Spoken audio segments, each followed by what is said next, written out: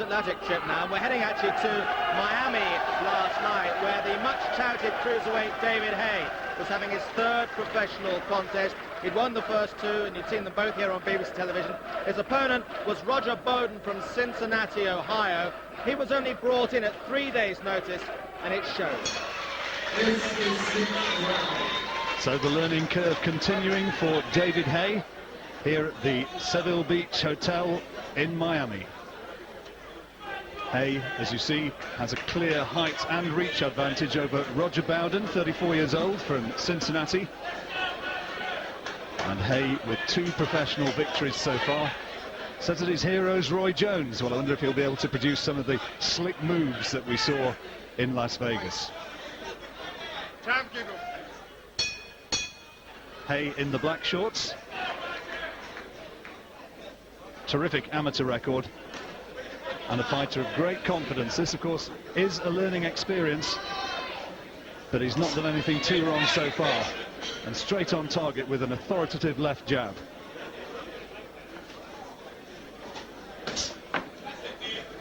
David Haye has excellent balance, I always think, Duke. David's the kind of kid that, you know, you can see what he's doing now. He's just stalking his opponent, but he's such a quick learner. He's got quick hands for the weight that he actually carries. People who have doubts about David Haye say, well, let's just wait and see until he starts getting something coming back.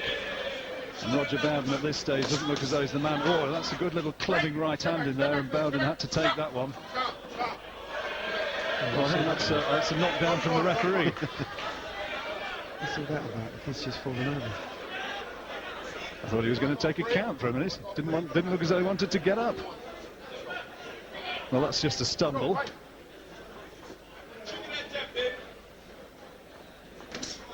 Bowden with only 4 wins in 15 pro fights.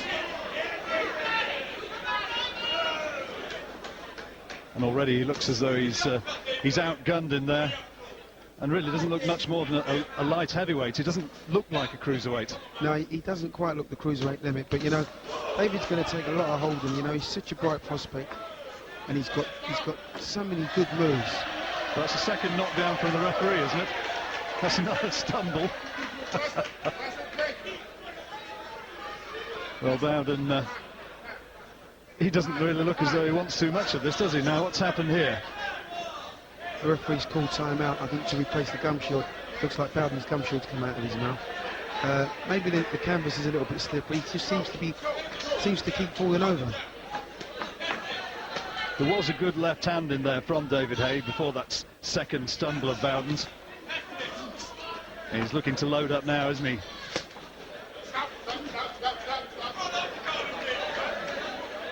David's just got to settle down a little bit and go back to his smooth boxing style and just open this guy up, because this guy really isn't in his league.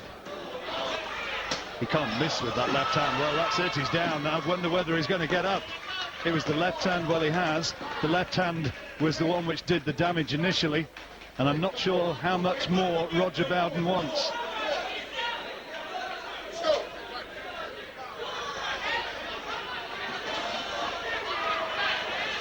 He's just teeing off here. This is just target practice for Haye, and nothing coming back from Bowden.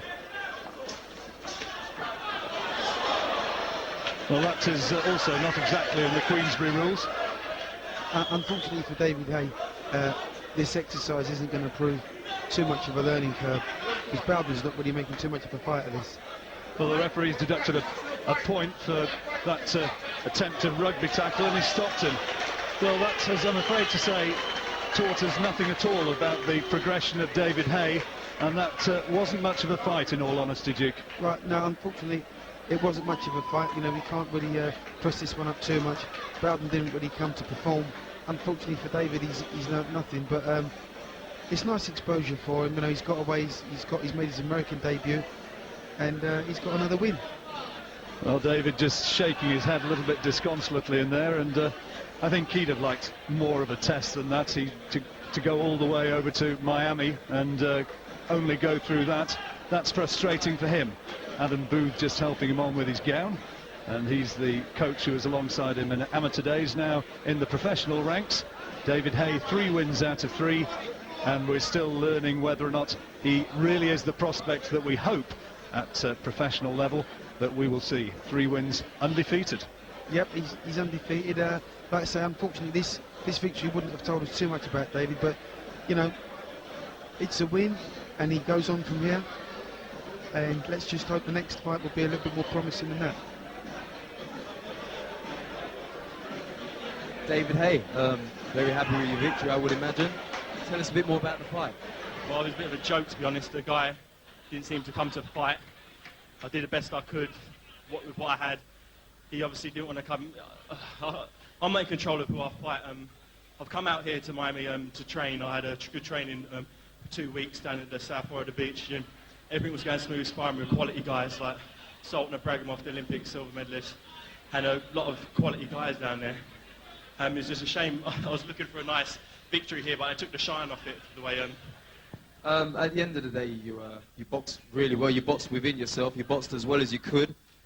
Your opponent was, you know, he fell short of what you expected from him. But nonetheless, you've come here to Miami, I would imagine, for the ambience of the whole situation, the great sparring. Can you tell us a bit more about your sparring, your preparation? Yeah, we was originally booked this training camp a month ago, and it just coincidentally happened to be a show. Robert Waterman and Jim Evans had a show out here, so it was ideal to have a show.